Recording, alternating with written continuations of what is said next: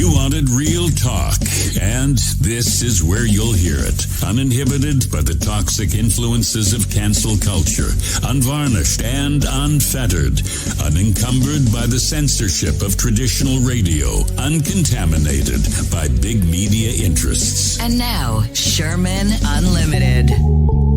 This is a bit of a different Sherman Unlimited, and the first thing I'll say is welcome. I'm Peter Sherman. I have a guest today, and once upon a time in Thornhill, Ontario, immediately north of Toronto proper, there were two Peters, and I was fortunate to have been one of them, and the other was Peter Kent, or if I may say, the Honorable Peter Kent, because you, Peter, served as the federal member of parliament and sat in Stephen Harper's cabinet, hence the honorific honorable.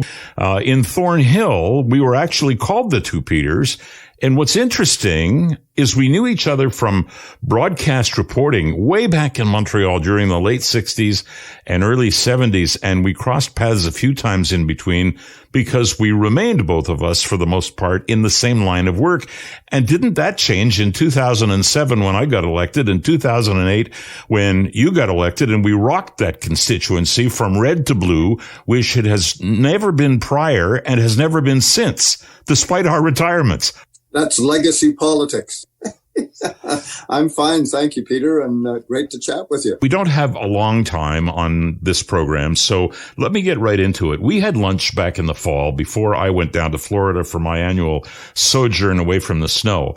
And we talked about the topic of the day, which was Erin O'Toole, then leader of the Conservative Party of Canada, and the, I suppose, internal struggle by some to keep him as leader and others to oust him. Ultimately, it was the latter. Why don't you talk to me a bit about Erin O'Toole in the first place, because you had no dog in the hunt other than, like me, being a conservative. You were watching from the sidelines. You were more worried about the future of the party than you were about O'Toole. Well, and I still am.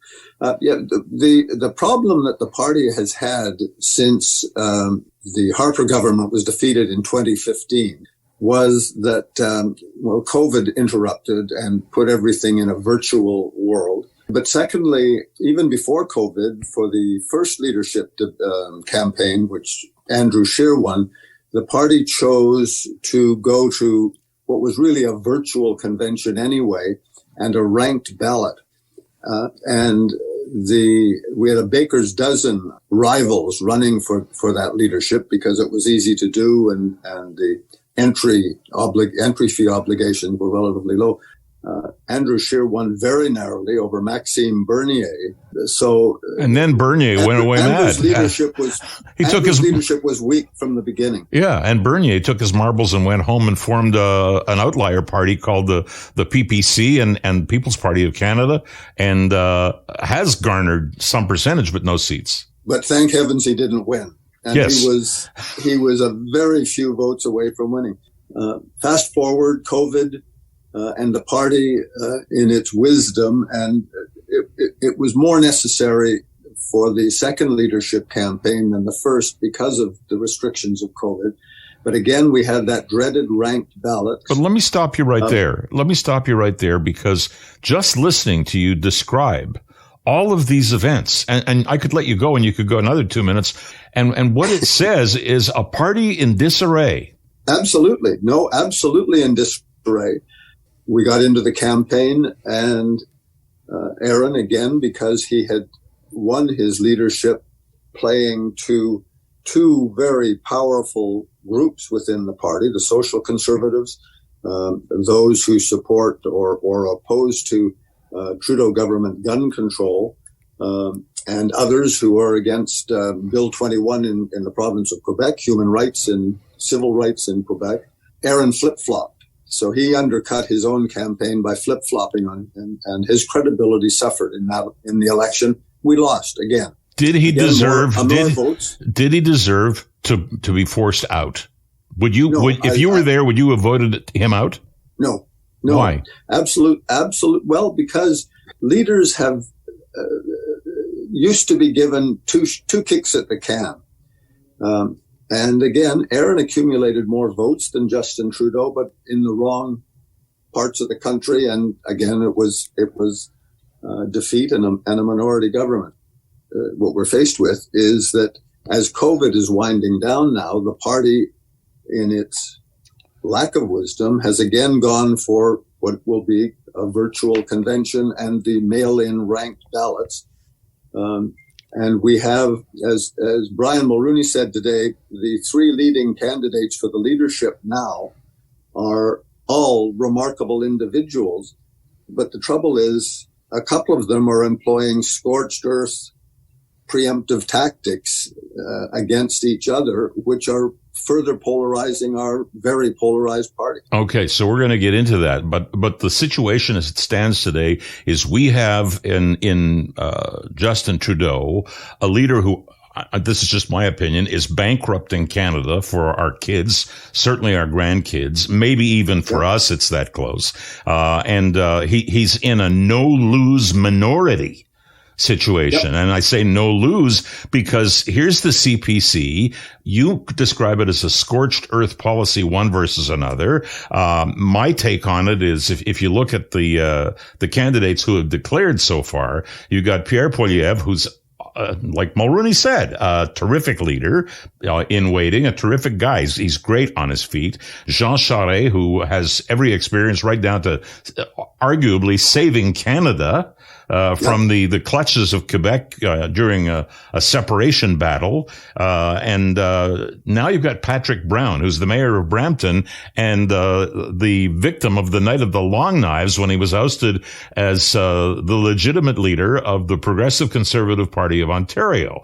The one thing I know to a greater or lesser extent, all of these people, Patrick Brown, out of all of them, and I haven't made a choice for myself yet, Patrick Brown sells memberships better than anybody I know. Well, unfortunately, and again, not having a delegated convention, they come to the convention city, they listen to the speeches, they meet in caucuses, they go to policy discussions, they listen to the speeches on the final night before the vote, and then as each vote happens, they are fluid in their movement, and very often their second and third and fourth ballot choices change as that goes on.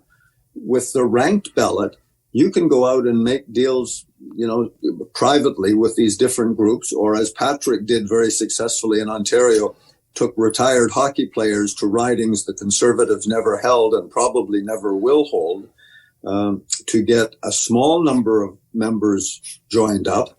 And that constituency still has, for mail-in ballots, 100 votes. I just find it's deficient in terms of grassroots really participating in the leadership convention at the convention itself. Well, this is a kind of a fearsome situation. As I mentioned, you've got those three declared. I believe Leslyn Lewis will step in as a candidate. There are rumors that Roman Babert, who is a one-term ejected member of the Doug Ford caucus in the province of Ontario, he says he might run, and maybe there are some other ones that are lurking. I see this as an opportunity. Every leadership convention is, but there's no convention, as you say, no physical convention. It's an opportunity to do what this party has needed for so long, since Stephen Harper did it with Peter MacKay, really, which is unite the right. And I don't think we're going to do it. I will go through the motions with all the other members and the new members that I hope come in to make this into a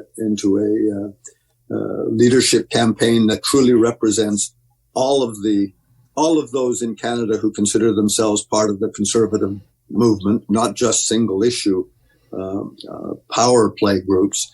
But I do fear that the way this campaign is starting, with the scorched earth preemptive tactics, candidates calling each other liars, not conservatives, beginning to ramp up into a really toxic ferocity, I fear that this leadership campaign may simply delay the split of the party again.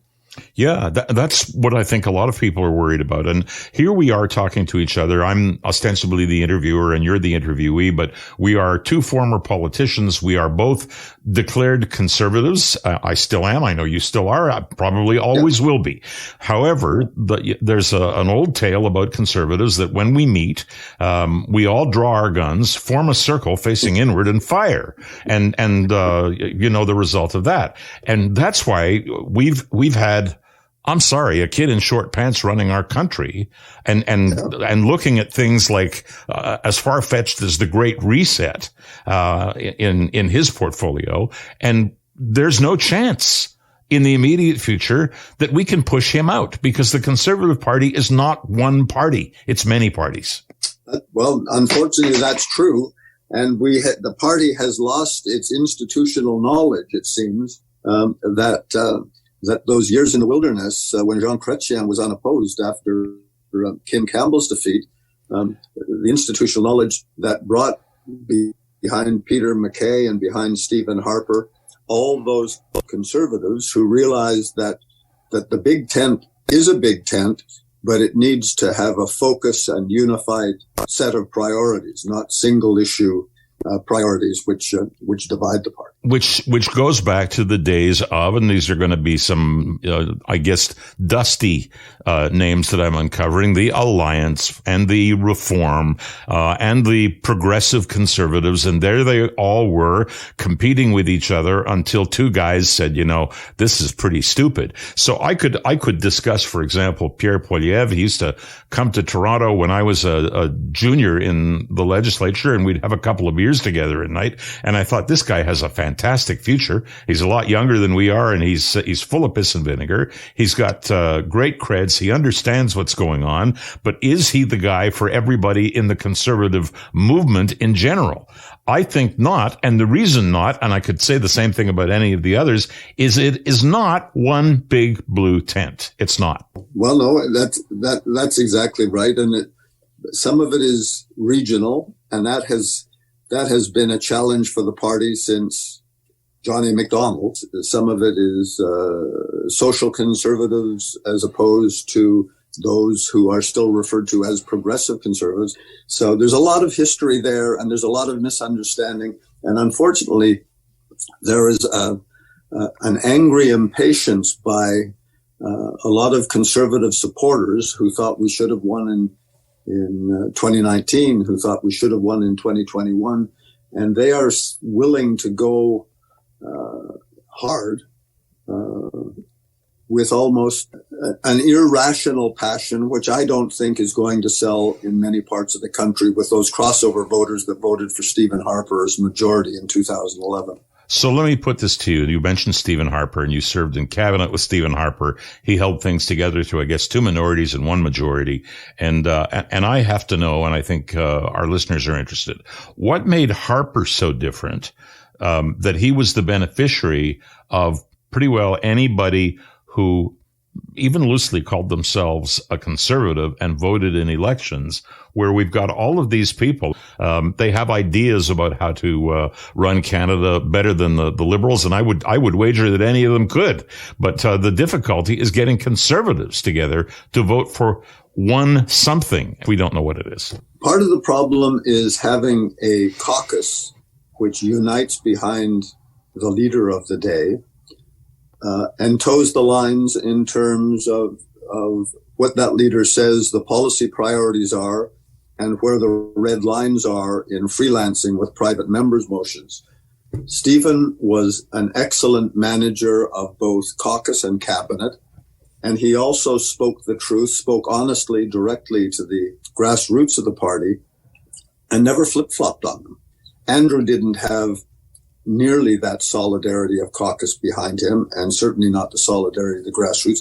And Aaron had even less.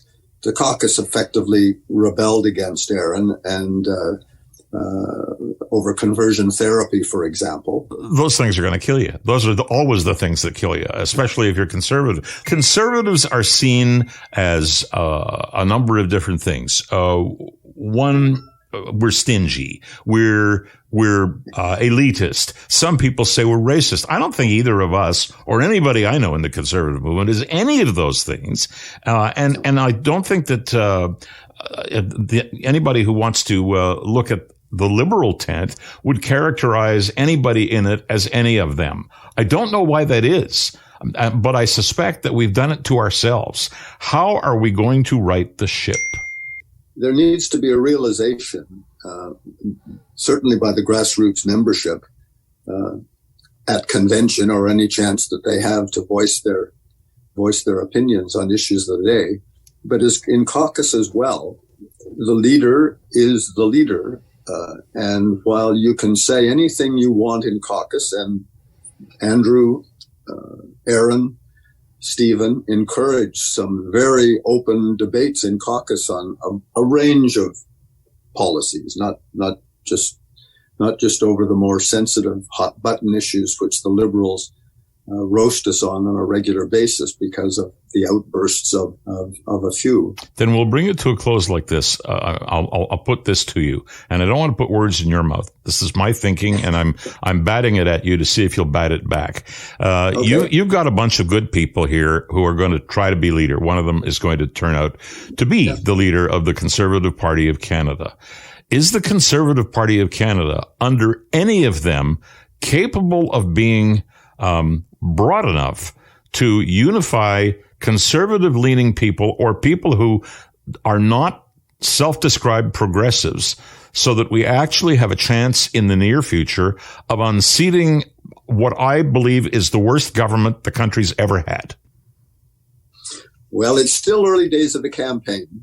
I fear that your listeners need only follow the news on a daily basis and social media, if they dare, to realize that some of the campaign rhetoric from the leaders, from those close to the leaders, or from their impassioned followers is alienating Canadians at the moment, and is alienating Canadians who may have been crossover voters that elected a Harper majority, or indeed many Conservatives who sat out the last election in some parts of the country. I'm hoping the campaign will calm down once we find out what the range of choices will be. And I hope we'll get down to civility and policy discussion. And I think that it's more than possible, given the performance of the Trudeau government since 2016, but certainly during the Ukraine tragedy. I think it's entirely possible to elect a Conservative majority government next time round, and party members and leadership candidates have got to get a grip on themselves. They got to stop the bullshit. That's what they got to do. Yeah. They've got to get down to business and do it with civility and intelligence and an eye on the policies that really Canadians really do care about. Peter Kent, what a pleasure. Thanks for joining me. Thank you, Peter. All the best. Sherman Unlimited. Let Peter know what's on your mind. Drop him an email. info@petersherman.com. Find future episodes wherever you find your favorite podcasts. So if you like what you heard, tell a friend. If you really liked it, tell 3 friends. If you really hated it, tell 3 enemies. We'll talk again soon.